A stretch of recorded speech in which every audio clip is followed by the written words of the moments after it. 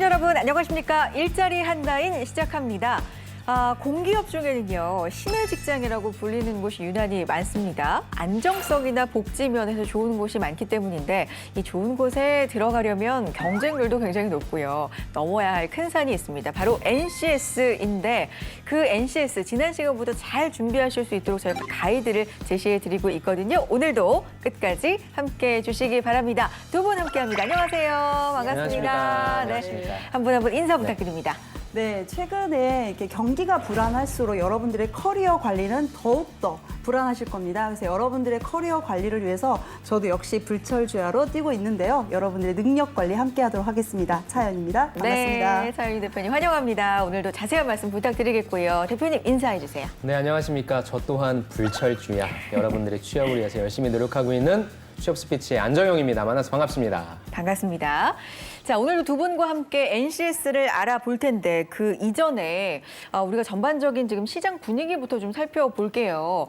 뭐 코로나19로 인해서 거의 안 어려운 곳이 없다고 그렇죠. 합니다만 그렇죠. 네. 취업 시장도 상당히 얼어붙었습니다. 공기업 채용 어떤지 분위기를 좀 들어보고 싶은데 어떨까요? 우선 긍정적인 요소를 좀 네. 먼저 말씀을 드리면 저희가 지역 인재 채용에 대한 의무화 네. 이 부분이 27%로 좀 더 상향되고자 한다라는 그래요? 거. 최종 목표는 30%인데 네. 많은 공기업들이 아직 그 15%라던가 네. 이런 지역 인재 채용 의무 비율을 좀 달성하지 못하고 있지만 올해는 그 부분을 27%까지 좀 더 최대한 달성해 보겠다라는 의지를 많이 밝혔던 긍정적인 요소가 있고요. 네. 약간 이제 부정적이라고 하기는 좀 그렇지만 이제 작년도에 코로나로 인해서요. 재작년 대비 31%의 채용 규모가 감소했습니다. 사실은. 네. 그런데 이제 올해 발표한 예정으로 보면은 작년과 거의 비슷한 수준이다라는 거에서 작년에 취준 어떤 준비생분들이 좀 어려움이 있었거든요. 그렇죠. 그래서 거의 이제 비슷한 수준으로 본다면 아직 그렇게 긍정적이라고 하기는 조금 이르지 않을까. 왜냐면 또 혹시 코로나가 더 어떻게 돼서 만약에 혹시 또 안 좋을 수 있기 때문에요. 그래서 그런 부분에서 취준생분들이 좀 준비를 단단히 하셔야 되는 그런 아주 중요한 시점인 것 같습니다. 뭐 여러 가지로 굉장히 어려움이 이어지고 있는 취업 시장입니다. 안 대표님 분위기 좀 전해주실까요? 저 또한 뭐 원래 일정대로 채용들이 진행되어지고 있는 것 같긴 한데 네. 이제 중요한 부분은 아까 말씀해 주신 것처럼 모수죠. 과연 몇 명을 뽑느냐의 게임인데 사실 근데 여러분들이 이런 모수를 너무 신경 쓰지 않으시면 좋을 것 같아요. 네. 저는 뭐 어찌됐건 준비가 되면 선택 받으실 테니까 예, 좀 한번 여러분들 스스로를 믿으시고 이때 가장 필요한 것이 긍정적인 동기부여라고 네. 생각합니다. 여러분들 스스로를 믿으시고 열심히 해보시길 부탁드리고 싶습니다. 자, 지난주에 이어서 NCS 서류 전형 유형들 좀 나머지 꼼꼼하게 알아볼게요. 직무 역량 살펴보고 있었는데 오늘 5가지가 또 남았습니다. 안 대표님, 뭐로 시작해볼까요? 첫 번째는 또 네. 하나의 자로 시작하는 능력입니다. 네. 우리가 지난 시간에 자기 개발을 봤는데요. 그렇죠. 또 하나의 자는 굉장히 중요합니다. 바로 자원 관리 능력입니다. 자원 관리. 네. 어떤 능력인지 우리가 같이 한번 살펴보도록 하겠습니다. 네. 자원 관리 능력이라 함은 업무를 수행하는 데 필요한 게 시간이 있겠죠. 그렇죠. 그리고 돈이 있겠죠. 그다음에 재료 및 시설이 있고요. 가장 중요한 인적 자원이 있을 겁니다. 이런 것들 가운데에서 무엇이 얼마나 필요한지를 빨리 확인하고 네. 또한 내가 이용 가능한 자원을 최대한 잘 수집해서 실제 업무에 어떻게 활용할 것인지를 계획하고 할당하는 능력이라고 보시면 좋을 것 같아요. 네. 그래서 제가 아까 말씀드린 대로 3가지가 가장 많이 쓰이는 자원입니다. 첫 번째가 시간이죠. 여러분들한테 일하라고 할 때 시간 무한대로 주고 보고서 써와 라고 하면 얼마나 좋겠습니까? 네. 하지만 시간은 굉장히 타이트하죠. 두 번째, 여러분들이 좀 많이 투덜거리실 거예요. 나도 누군가가 좀 뭔가 좀 잘 서포팅 해주면 잘할 수 있을 텐데. 근데 결코 기업은 여러분들한테 빵빵한 물적 자원을 지원해주지 않습니다. 네. 그 내에서 잘 쓰셔야 되겠죠. 그다음 제일 중요한 거는 우리 팀에 사람 없어요. 좀 사람 좀 뽑아주세요라고 얘기하지만 역시 그 부분도 한계가 있습니다. 이렇게 시간과 물적 자원과 인적 자원을 어떻게 효과적으로 잘 활용해서 내가 살림살이를 잘 살아서 내 문제를 해결하는지에 대한 부분인 거고요. 그래서 예시 문항도 네. 딱 그런 겁니다. 학교나 조직 등에서 한정된 자원, 인적, 물적 시간으로 어려웠던 과제를 처리했던 경험, 이것에 대해 작성해 주세요. 이런 질문들이 나옵니다. 학교나 조직에서 한정된 자원, 인적 자원, 물적 자원, 시간으로 어려웠던 과제를 처리했던 경험. 네. 제가 지난 시간부터 느낀 건데 주로 좀 어려움을 겪어봐야 되고요. 그렇죠. 그렇죠. 네. 그래야 이 질문들에 네. 답을 잘할 수 있을 것 같다는 네. 생각이 들어요. 굉장히 좋은 포인트를 잡으셨는데 그래요? 여러분들한테 경험 물어보잖아요. 네. 경험에 대해서 얘기해 주세요라고 하면 진짜 여러분들이 했던 경험은 아무 관심 없어요. 여러분들의 경험을 입체화시켜야 되는데 그거에 제일 좋은 게 뭐냐 말씀하신 대로 어려웠던 경험을 작성해 주셔야 돼요. 왜냐하면 그걸 얘기해 줄 수 있어야만 내 능력이 나오기 때문이죠. 예, 그래서 여러분들이 경험 쓰라고 하면 꼭 가운데에 어려움이 없다 할지라도 어려운 경험을 생각해 주시고 이 경험 같은 경우에는 무엇입니까? 우리가 지난 시간에 배웠던 대인관계도 네. 갖고 올 수 있겠죠. 그다음에 뭐 의사소통도 갖고 올 수 있을 거예요. 네. 내가 어떤 과제를 해결해야 되는데 사람이 없어요? 그럼 우리가 어떻게 뭐예요? n분의 1을 잘 해가지고 이걸 해결했는지. 우리가 시간이 없어요. 그럼 내가 어떻게 우선순위를 잘 매겨서 거기에 맞게 행동을 했는지 등등 자원 관리를 하면 여러분들이 어찌됐건 잘 분배를 하실 텐데 제 생각에는 여러분들이 꼭 어필해 주셔야 되는 게 나는 무슨 기준으로 이것부터 하겠다라고 하는 우선순위 설정해 주시는 거 이것만 좀 잘해 주시면 괜찮을 것 같습니다. 알겠습니다. 이것도 평가 요소가 있겠죠, 대표님. 네, 말씀하신 것처럼 무슨 기준으로 내가 어떻게 하겠다 이런 어떤 부분은 자기 자신에 대한 능력을 정확하게 파악할 수 있냐라는 어떤 부분에서요. 자기 능력과 적성, 어떻게 보면 내가 할 수 있는 부분을 제시를 해야지 하지 못하는 걸 또 제시를 해서 자원을 이렇게 했다라고 하면 안 되겠죠. 그래서 자신의 능력과 적성을 파악하고 거기에 따른 자기의 역할과 그다음에 어떻게 내가 목표를 세웠고 그 목표에 도달하겠다라는 설정을 어떤 목표에 대한 수립 과정을 잘 제시하게 된다면 자원 관리로서 충분한 자원을 내가 어떻게 활용하고 있다라는 평가 요소로 잘 작용할 것 같습니다. 네, 자원 관리입니다. 뭔가 부족하면은 사실 내가 좀 불행하다고 느껴지는데 그런 경험들이 나중에 이렇게 다 녹여서 정말 그렇죠. 진짜 좋은 자기소개서나 아니면 면접 때 활용할 수 있는 좋은 소재로 쓸 수가 있으니까 지금 뭔가 부족하다고 좀 불행하다 느끼시는 분들 다 그게 자산이다 생각하면 어떨까요? 긍정의 아이콘 안 대표님 어떨까요? 네, 그래서 생각. 아마 소재 네. 찾기라는 부분에서 고민하실 텐데 그러게요. 여러분들 학교 다니시면서 팀 프로젝트는 다 하잖아요. 맞아요. 팀 프로젝트 할 때 항상 여러분들 시간 부족할 거예요. 과제라든지 다른 수업이랑 같이 이렇게 좀 그렇죠. 같이 묶여서 하는 경우가 있으니까 여기서의 소재는 팀 프로젝트 그거 갖다 쓰시면 좋을 것 같습니다. 알겠습니다. 긍정적으로 또 다음으로 넘어가 볼게요. 어떤 영향입니까? 다음 여섯 번째 크게 봤을 때 여섯 네. 번째 능력은 바로 정보 능력입니다. 정보 능력. 여러분들이 국정원이시라고 한다면 이 부분은 굉장히 중요할 것 같은데 네. 정보 능력은 업무와 관련된 정보를 수집하겠죠. 그다음에 이를 분석하겠죠. 그래서 무엇 하는 겁니까? 의미 있는 정보를 찾아내야 되겠죠. 그렇죠. 이런 것들을 조직화하면서 관리하는 능력이 될 것입니다. 그래서 정보라고 하는 것이 참 많잖아요. 빅데이터도 그냥 데이터가 많은 게 아니라 내가 써먹을 수 있는 유의미한 데이터를 빅데이터, 경제적 가치가 있는 걸 빅데이터라고 하는 거거든요. 그런 것처럼 정보 능력이 있다라고 하는 건 난 그냥 서칭을 잘해 이런 건 별로 의미가 없습니다. 그 내에서 내가 어떻게 적절한 부분을 잘 조직하고 관리할 수 있는지 이 부분이 좀 중요할 것 같고요. 예시 문항을 보시면 학교나 조직 등에서 과제를 수행하기 위해서 이게 포인트죠. 다양한 정보를 효과적으로 수집, 활용한 경험과 노하우가 있다면 기술화해 주십시오라고 하는 질문 형태로 나옵니다. 네. 이건 근데 요즘 정보화 시대니까 특히나 요즘 이제 취업 준비하시는 젊은 층은 굉장히 정보에 능하잖아요. 그렇죠. 찾고 네네. 모두가 다 평준화돼서 좀 잘할 것 같은데 이걸 좀 나만의 능력으로 어필한다. 어떻게 써야 좋을까요? 되게 또 좋은 포인트를 말씀해 주셨는데 네. 나만의 능력으로 어필한다라고 해서 제일 좋은 방법은 나만의 매뉴얼을 만드는 것이 될 것 같습니다. 네. 그래서 사실 여기에서 또 필요한 게 우리가 지난 시간에 봤던 기술 능력이라고 있잖아요. 네. 그게 이제 뭐 엑셀이라든지 통계 툴이라든지 빅데이터 처리 툴이라든지 이런 것들을 활용해서 굉장히 많은 정보를 나한테 맞는 걸, 나한테 유리한 걸 잘 취사 선택할 수 있다에 도구를 갖고 오셔도 될 것 같고요. 아니면 여러분들이 어떤 일을 하실 때 어떻게 매뉴얼화해서 순차적으로 효율적으로 할 수 있었다. 이런 식으로 여러분들 소재를 생각해 주시면 좋을 것 같습니다. 매뉴얼화도 네. 좋은 키포인트가 되겠네요. 평가 요소 어떻게 볼 수 있을까요? 네.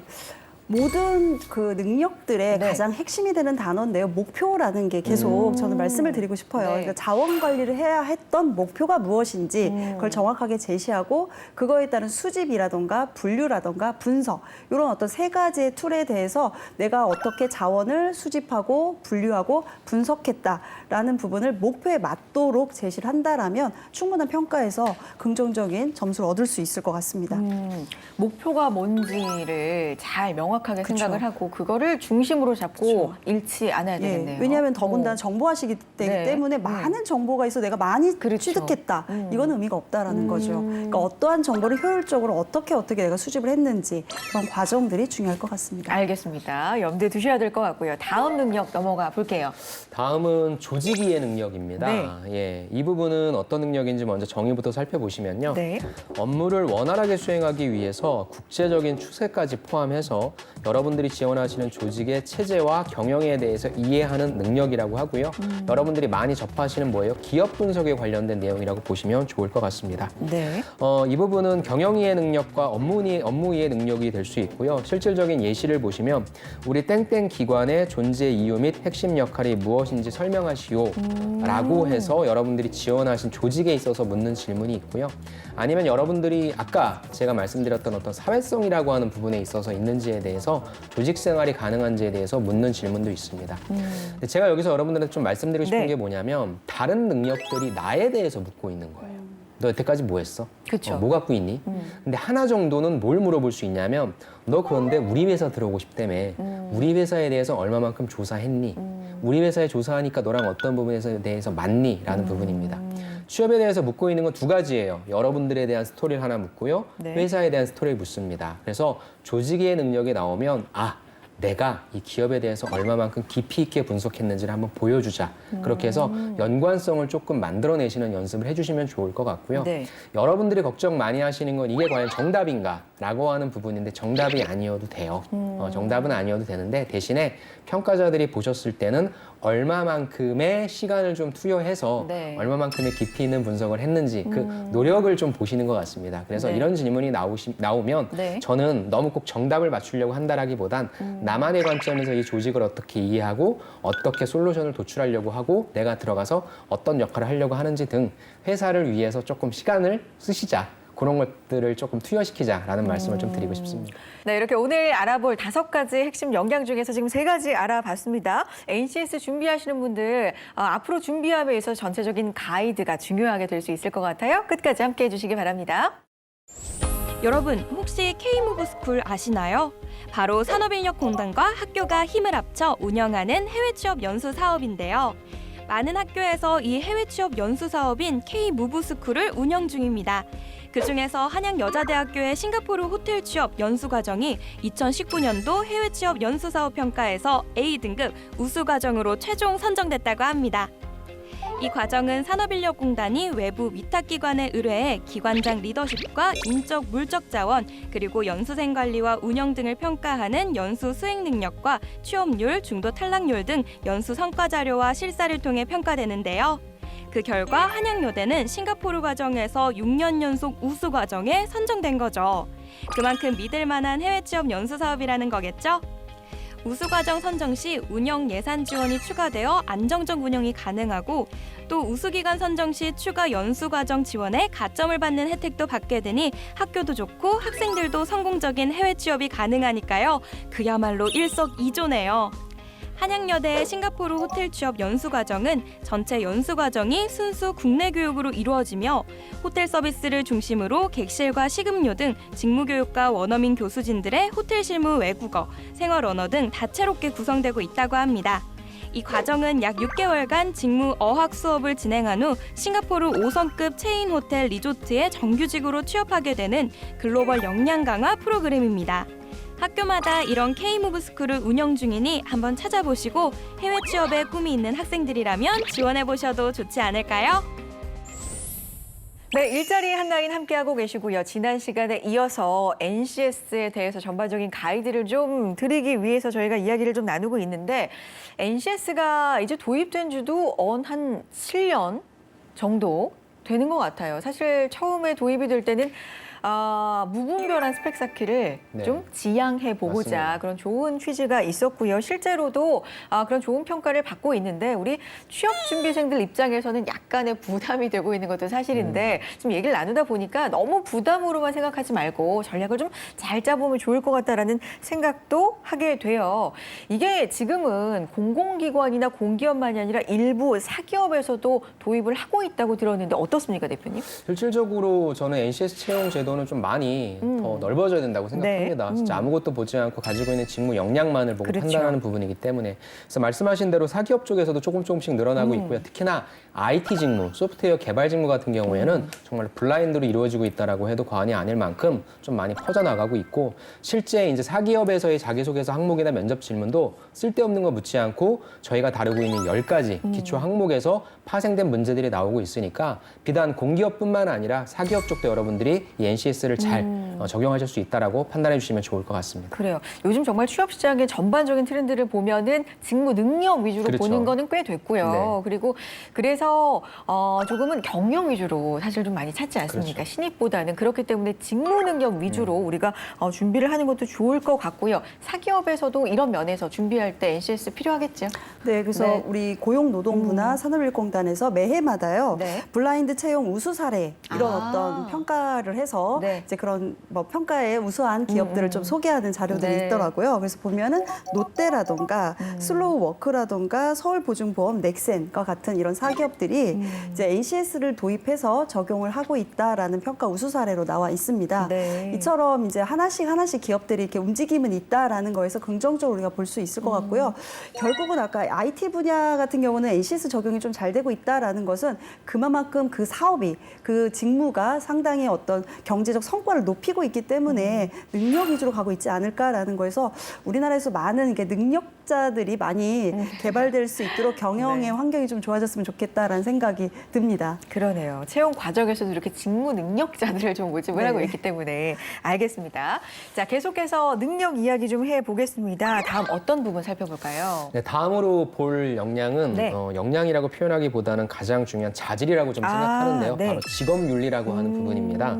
직업윤리라고 하는 부분은 업무를 수행함에 있어서 원만한 직장 생활을 위해 필요한 태도, 매너, 올바른 직업관 이것을 바로 직업윤리다라고 보시면 좋을 것 같습니다. 요즘 뭐 사회적으로도 정말 많이 정말 요구가 중요하죠. 되는 네. 그런 부분이 아닐까 생각이 듭니다. 좀 더 소개를 해주실까요? 네, 그래서 인간 존중을 바탕으로 네. 봉사하며 책임 있고 규칙을 준수하여 예의 바른 태도로 업무에 임하는 자세고요.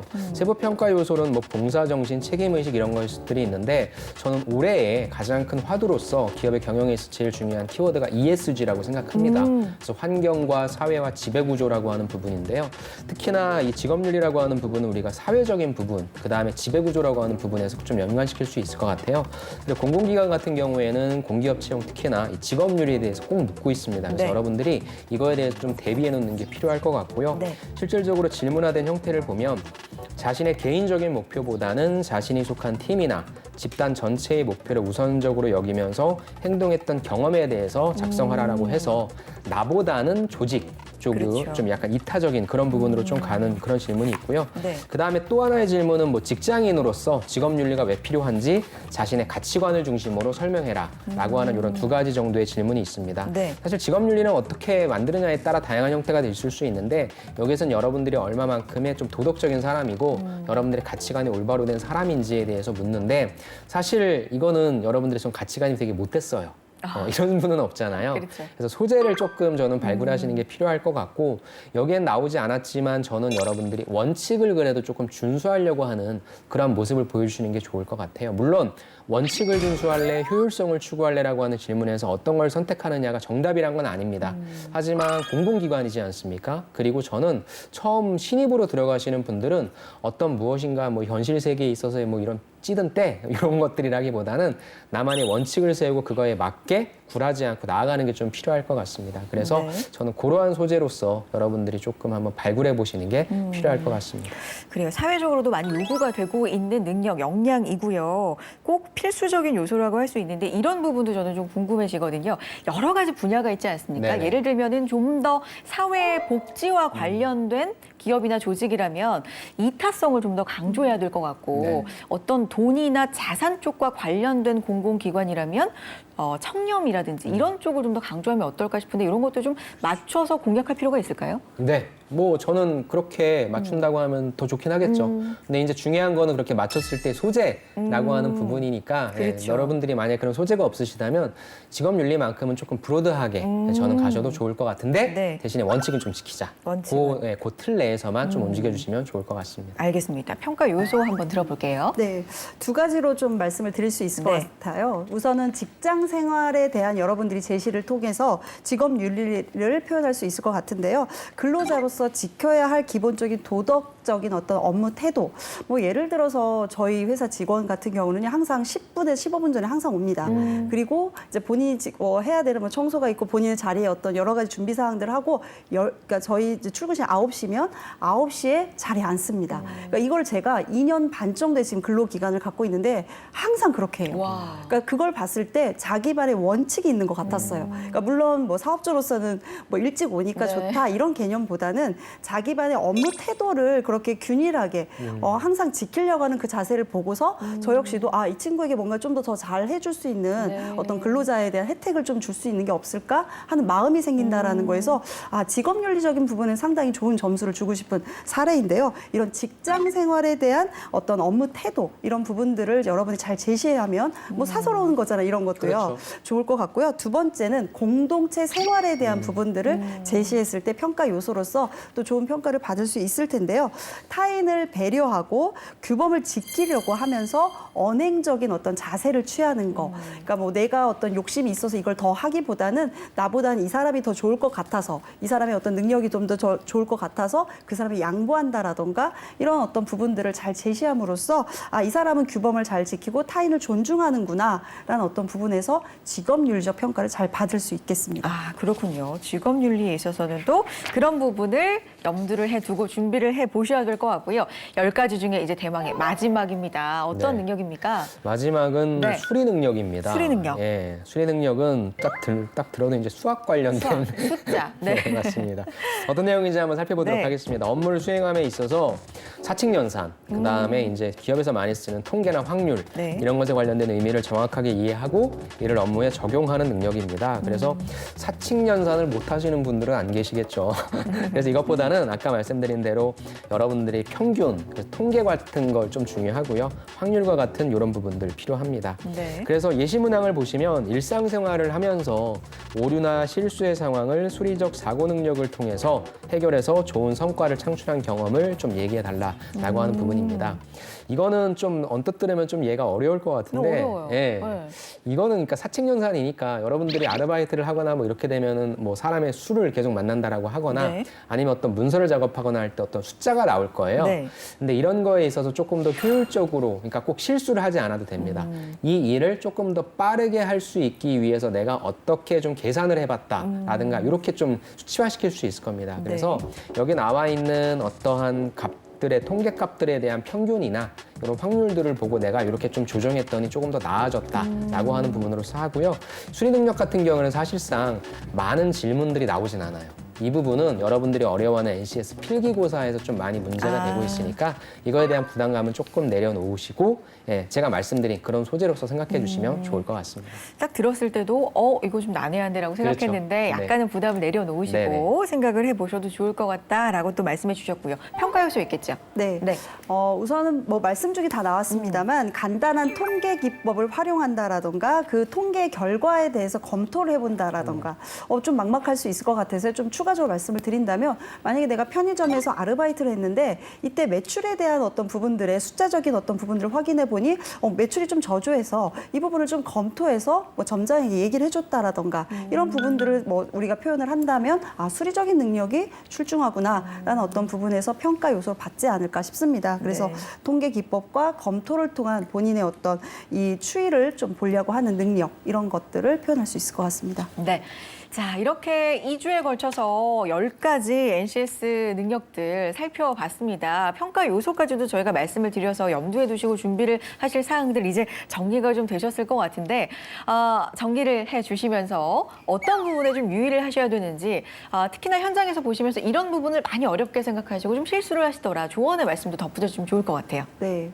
저는 이제 취준생이 이제 졸업을 하는 시점에서 학교 생활이라는 어떤 규정과 규범이 있었습니다. 그래서 그 규정과 규범을 잘 지켰을 때 학생으로서 좋은 점수, 교수님으로부터 좋은 평가를 받았던 게 지금까지 여러분들의 기준이었다면 이제 이 기준에서 넘어서서 여러분이 직장 생활이라는 어떤 기준을 좀 다시 한번 적용을 해보시면 좋을 것 같은데요. 그게 좀 막막한 게 바로 NCS, 직업기초능력이 아닐까 싶습니다. 그 NCS 직업기초능력을 여러분들이 뭐 인턴이나 아르바이트나 뭐 여러 가지 뭐 봉사활동이나 이쪽에 적용을 시켜서 여러분이 직장 생활에서 중요한 건 성과잖아요. 그런 성과, 결국은 돈이죠. 그래서 이익을 낼 수 있는 그런 인재로서 내가 과연 내가 가능할까? 이 부분에 대해서 여러분들이 직업기초 능력을 여러분의 생활에 적용하는 노력, 이게 중요할 것 같습니다. 알겠습니다. 안 대표님?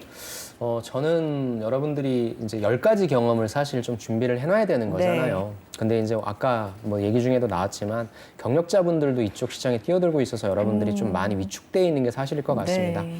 그런데 저는 그렇게 생각해요. 공공기관의 채용은 여러분들의 경험 자체를 그렇게 높게 기대하고 있는 것 같지는 않습니다. 그러니까 여러분들이 학교 다니시면서 힘들게 쌓으신 소중한 경험들을 잘 한번 포장을 해주셔서 멋지게 좀 지원했으면 좋겠어요. 네. 여러분들이 많이 하는 실수는 다른 게 아니라 내가 가진 게 별로 없다라고 생각해서 자포자기 하시는 분들이 좀 많은 것 같습니다. 그러지 마시고 멋지게 작성하셔서 멋지게 지원하셔서 제일 어려운 NCS 필기만 뚫으면 돼요.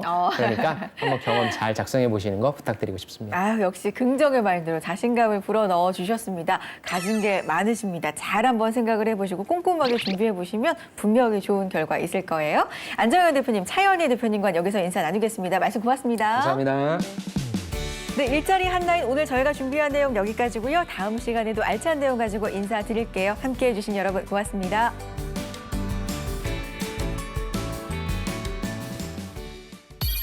여러분, 혹시 취업 성공하셨나요? 축하드립니다. 그런데요, 취업에 성공해도 걱정은 끝이 없죠. 거주 걱정, 출퇴근 걱정, 그런 걱정을 덜어드릴 반가운 소식 하나 알려드리겠습니다. 부산시는 신규 취업한 청년에게 전기차 임차료를 지원하는 2021년 부산 청춘 드림카 사업에 참여자를 모집한다고 하는데요. 이 사업은 도심에서 거리가 멀고 대중교통이 상대적으로 불편한 강서구 기장군 소재 중소 중견기업에 근무하는 청년들의 교통 불편 해소와 산단 지역 일자리를 해소하기 위해 시행하는 사업이라고 합니다. 그러니 부산 청년분들 귀 쫑긋 하시겠죠? 올해 지원 규모는 총 70명으로 4월 9일까지 1차 참여자 35명을 모집할 예정인데요. 2018년 시작해 지난 3년간 330명을 지원하고 있다고 하네요. 월 임차료 중 42만 2천 원을 부산시에서 2년간 지원하는데요. 신청 대상은 부산시 거주자로 강서구 기장군 내 중소 중견기업에 근무하는 만 21세에서 39세 청년으로 공고1 기준 3년 이내 신규 취업자 또는 취업 예정자들인데요. 어떻게 지원하는지 궁금하시죠? 자세한 내용은 부산 일자리 정보망의 공고문을 참조하시면 됩니다.